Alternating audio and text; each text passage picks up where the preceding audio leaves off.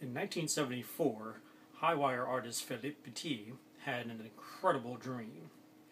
His dream was to hang a high wire between the two towers of the World Trade Center and walk on it, without a harness, without a safety net.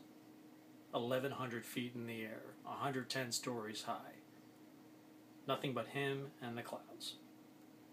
Sounds like an incredible dream, an impossible dream. But, believe it or not, this was in fact a true story, and this did indeed happen. Several years ago, a fantastic documentary came out called Man on Wire, which documented Philippe Petit's life and his attempt to do just that, and his incredible story of where he got the idea, and basically how he pulled it off. And we see some incredible footage of him walking the high wire on the Twin Towers. Now, unfortunately, there probably wasn't that much footage available back then to actually see what it was like to be up there. Well, nearly 40 years later, or is it 40 years later? It is about 40 years later. We finally have the opportunity to see and feel what it was like to be 110 stories up in the air.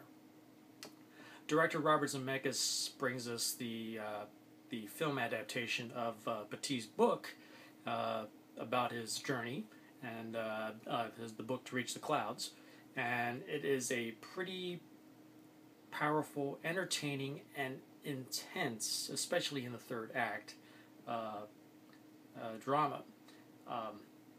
My palms were sweating. I have not experienced that, or do I remember ever experiencing that in a movie for so long, but for a long part of the movie, my palms were sweating. I'm not a fan of heights, so you can probably understand why. I got vertigo during the Mission Impossible sequence when Tom Cruise was crawling across the building in Dubai.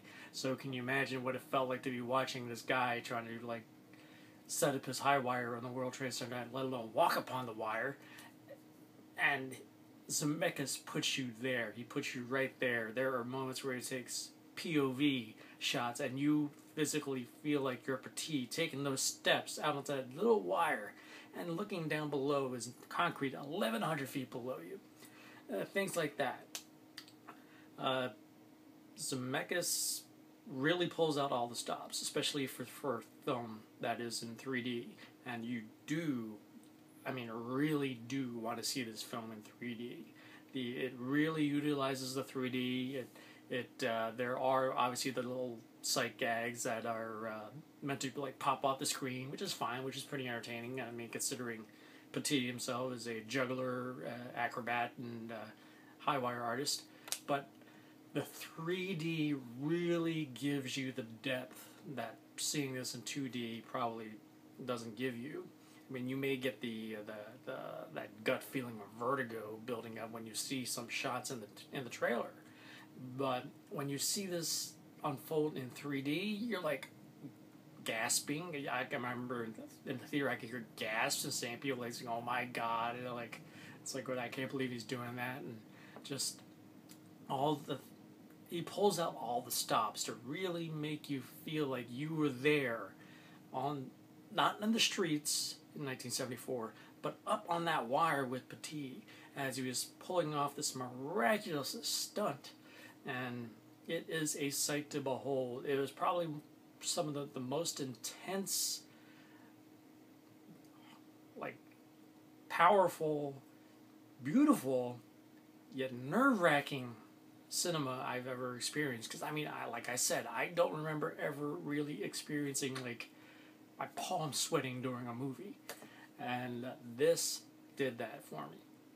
The film stars Joseph Gordon-Levitt, and you've probably seen in the trailer where he's pulling off a French accent, which can get a little Pepe Le Pewish, but it's in the film he's fine. You really don't notice the accent too much at all. It's it just totally disappears. You're just watching the story of this man.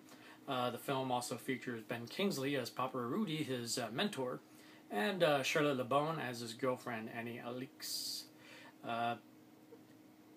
The structure of the film is pretty interesting, as Zemeckis takes a rather novel approach to the on-screen narration.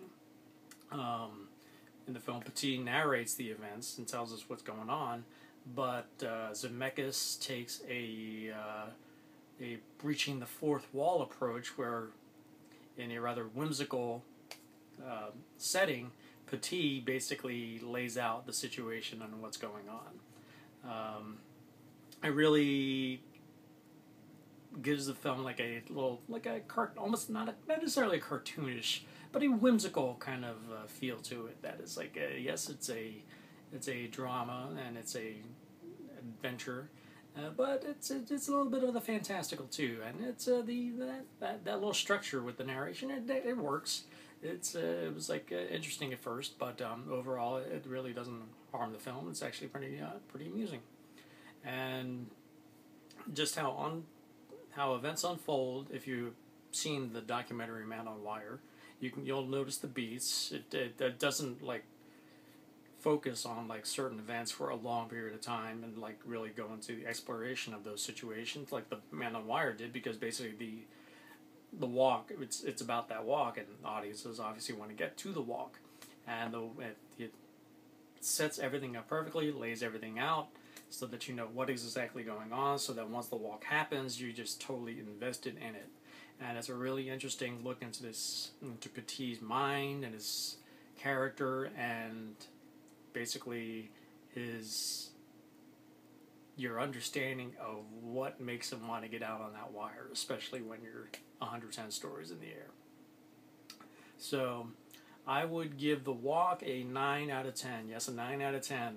I mean, if you don't have a fear of heights, yeah, it might register maybe a 7.5 or an 8 or something like that. But for me, it gave me a visceral experience that I would not want to experience live and in person. So it really took me somewhere I've never been, really showed me something I wouldn't want to see. It's from that location, from down on the ground, sure, but not from up there. And it was just an enjoyable ride, and definitely one to see in 3D. So if you like my review, please hit the like button below. I had a link to the trailer in the description box. And if you haven't already subscribed to my channel, please do, so you can stay on top of the reviews as they come in. So, have you seen The Walk? Are you looking forward to The Walk? Let me know in the comments below, and share your thoughts. And also, even if you see Man on the Wire, and your thoughts on that as well. So, until next time, keep your feet on the ground.